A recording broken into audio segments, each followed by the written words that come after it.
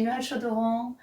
J'ai enseigné pendant des années. J'ai été aussi assistante maternelle avec des enfants handicapés, des enfants au potentiel, des enfants normaux, pendant des années. Et j'ai créé ma propre éducation Lénil, l'éducation nouvelle, intelligente et ludique, avec des outils qui sortent vraiment de l'ordinaire. Dès que je suis tombée enceinte de mon fils, Jonathan, j'ai arrêté, j'ai pris la télé et je l'ai pliée.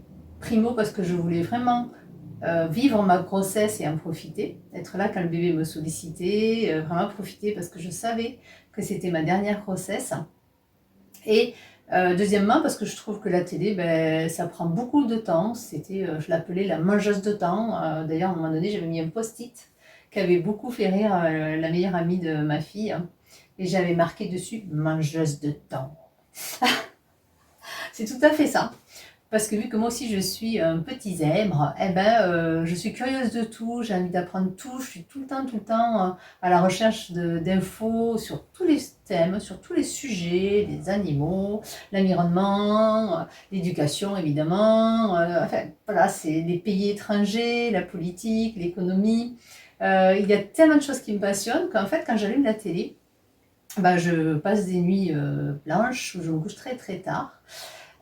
Je suis après fatiguée, je suis moins patiente avec mon fils. Voilà, je profite pas de la vie. Je me dis que je vis aussi parfois des histoires, ou quand on regarde des films, on vit l'histoire des gens qui est fausse la plupart du temps, même si c'est véridique, au détriment de notre propre vie. C'est-à-dire que nous, on vit pas notre vie et on regarde celle des autres. Donc voilà, donc ça c'est une première chose, je me suis rendu compte que ça servait à rien. Donc dans toute ma vie, dans toute ma jeunesse et tout ça, j'ai pas mal souffert que moi, étant enfant, mes parents regardent beaucoup la télé et s'occupent moins de nous entre leur société et la télé. Ils n'avaient pas beaucoup de temps pour nous. Et du coup, je m'étais dit, non, quand moi je serai grande, je n'aurai pas de télé. Donc, étudiante, j'ai pas eu de télé. Quand je me suis mariée, les 2 premières années, nous n'avons pas eu de télé, c'était super. Puis après, on a mis un peu la télé, c'était moins bien. On l'a relevé, voilà. Donc, ça a été très fluctuant. Mais là, Jonathan a 9 ans, ça fait 10 ans que j'ai pas de télé. Et je m'en porte vraiment très bien. De temps en temps, on la met pour regarder un film, mais on la branche en fait sur l'ordinateur et on branche un film que j'ai choisi c'est une grande télé qui a besoin d'être regardée sur un grand écran, comme le livre de la jungle, où les photos sont magnifiques, voilà, ou des reportages sur la mer qui sont très beaux aussi, et un grand écran, ça ressort mieux que sur l'ordinateur. Parce que quand même, on regarde certaines choses, certaines émissions, films et tout ça sur tablette et l'ordinateur. Mais du coup, ça me permet en fait de choisir exactement ce que mon enfant va voir. Donc j'élimine tout ce qui est très violent et tout, qui la plupart du temps, voilà, c'est toujours des bagarres, des zombies en ce moment, des choses vraiment que je trouve qui poussent à la violence, hein, qui fait croire à nos enfants que le monde est violent dehors, qu'il n'y a que des méchants, qu'ils risquent leur peau, et c'est ça qui les rend aussi très agressifs. C'est pour ça que je veux vraiment beaucoup contrôler ce que mon fils regarde, surtout petit comme ça, où il n'arrive pas à avoir la logique et à faire la part des choses entre la télé et la vie réelle. Donc ça, c'est une des premières choses. La deuxième aussi, tout le temps qu'on passe devant l'écran, on fait rien ensemble, on partage pas de choses ensemble, alors que nous, on a une tonne de jeux de société, on partage énormément, on rit beaucoup.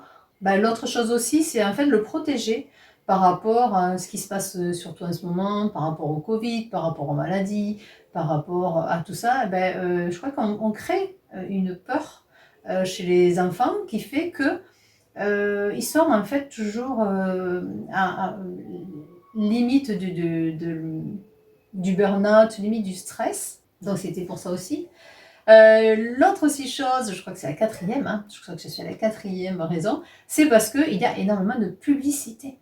Et on pousse les enfants à consommer sans cesse, à le verbe avoir les jeux, avoir tel jeu, je ne sais pas moi, telle marque de vêtements. Enfin, c'est consommer et ça leur fait croire qu'il faut qu'ils possèdent des choses pour être comme les super-héros de Marvel, être super puissant, être super fort, être aimé, être apprécié, être adoré.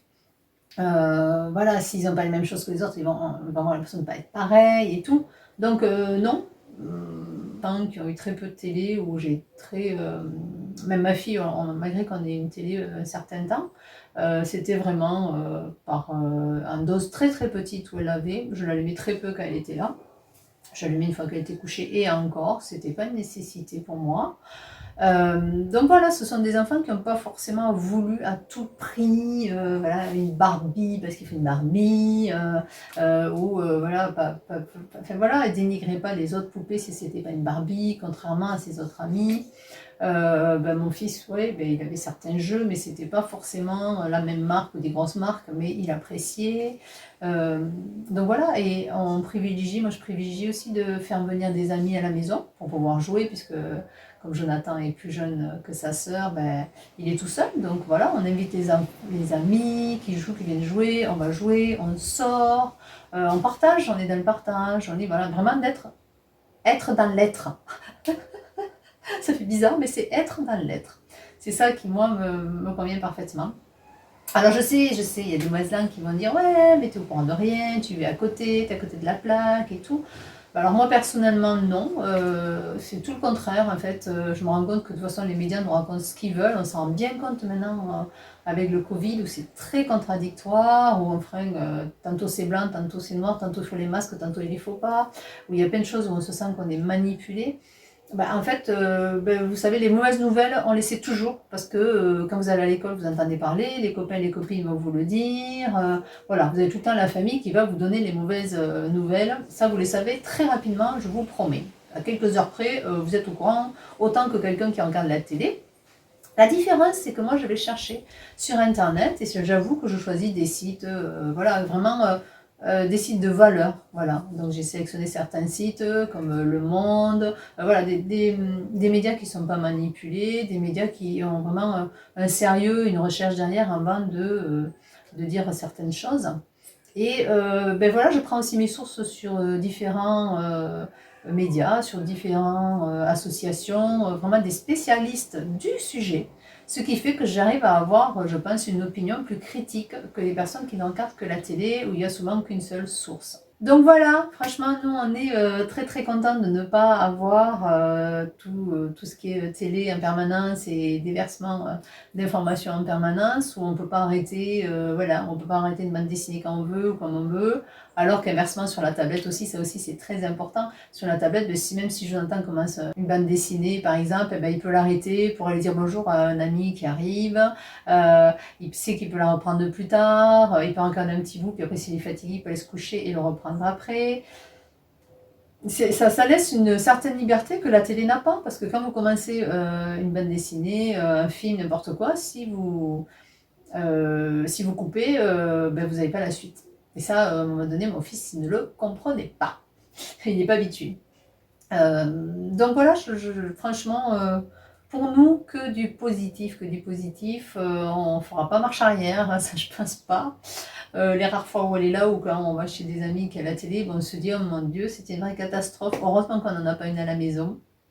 Et Jonathan est un petit garçon plein d'imagination, adorable, souvent c'est ce qu'on me dit, qui partage énormément, qui a vraiment des grandes valeurs, et ce sont les valeurs qui me tenaient à cœur de partager avec lui et que je veux que mon fils ait.